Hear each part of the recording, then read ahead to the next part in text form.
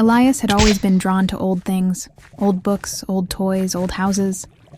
So when his family moved into an old Victorian home on the outskirts of town, Elias was thrilled. The house had a character to it, like a story waiting to be told.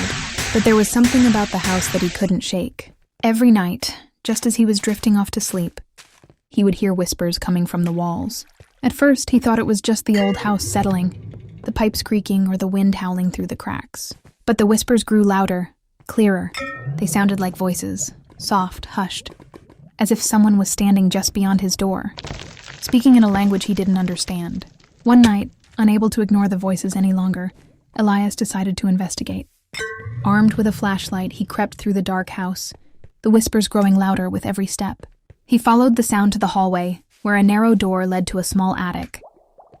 The door had been locked, but Elias had always been curious, and tonight, he was determined to find out what was causing the strange noise. He found the key hidden in a drawer in the kitchen and unlocked the door. The attic was dark, the air thick with dust. But as Elias stepped inside, the whispers stopped. For a moment, everything was still. Then, Elias heard a soft scraping sound from the far corner of the attic. He turned, his flashlight beam catching on something strange.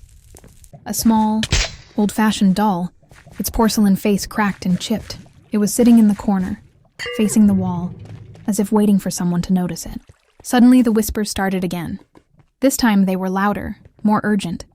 "Elias," the voices hissed. "You shouldn't have come." The doll's head slowly turned toward him, its glassy eyes locked onto his, unblinking. Elias felt his heart race, his body frozen in place as the room grew colder. The walls seemed to close in around him, and the whispers turned into low, guttural growls. Before he could move, the doll's mouth opened, and it spoke in a voice that wasn't its own. "Now you belong to us." Elias's flashlight flickered out, plunging him into complete darkness.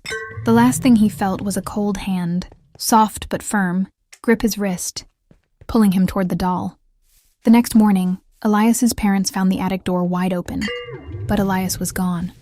The only thing left behind was the doll, now sitting in the center of the attic floor, facing the door. And sometimes, if you listen carefully enough, you can hear the faint whispers coming from the walls of that old house, calling the name of the boy who never left.